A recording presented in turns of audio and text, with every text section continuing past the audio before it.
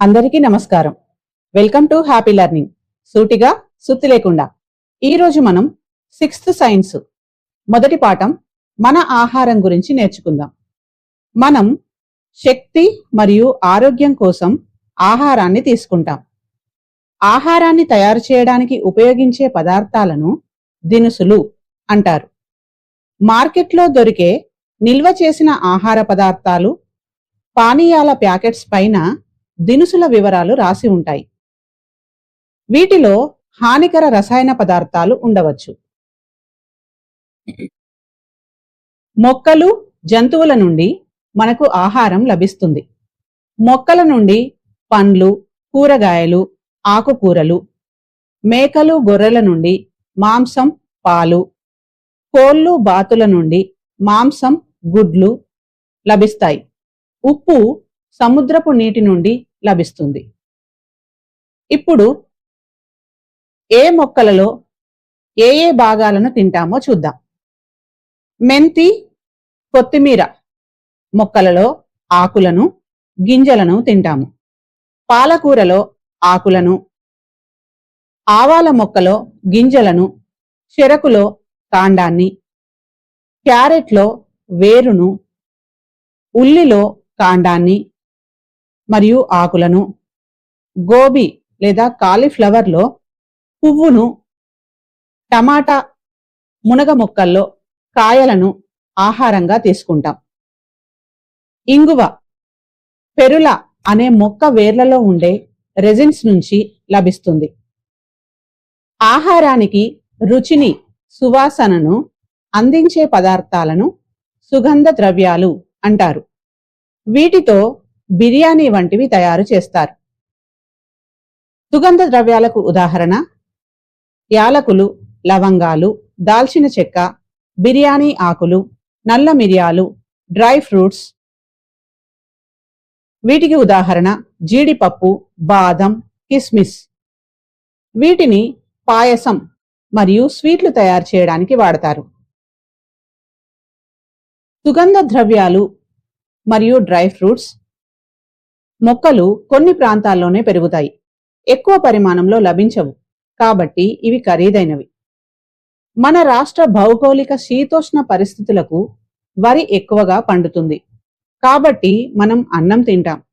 రాజస్థాన్లో మొక్కజొన్నలు, సజ్జలు, గోధుమలు ఎక్కువగా పండుతాయి, కాబట్టి చపాతీలు తింటారు. ఇప్పుడు ఆహారం తయారు చేసే పద్ధతులు చూద్దాం. ఉడికించడం.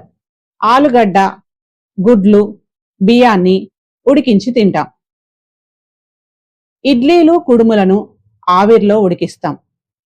ఇడ్లీ, దోశ, వడ పిండిని పులియబెట్టి చేసుకుంటాం. పల్లీలు, మొక్కజొన్నలు, జొన్నలను వేయించుకొని తింటాం.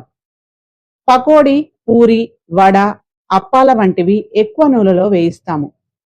ఆలుగడ్డ, చికెన్, మిక్చర్ లాంటివి తక్కువ నూనెలో వేయిస్తాం. చాపింగ్ అండ్ మిక్సింగ్ అంటే చిన్న ముక్కలుగా కోసి కలపడం. ఉదాహరణకి salsa and salads. Cutting and mixing పెద్ద ముక్కలుగా కోసి కలపడం. ఉదాహరణకి సలాడ్స్.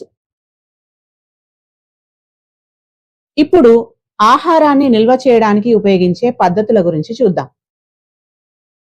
ఉప్పు, కారం, నూనె, పసుపు కలిపి పచ్చళ్లను నిల్వ చేస్తాం.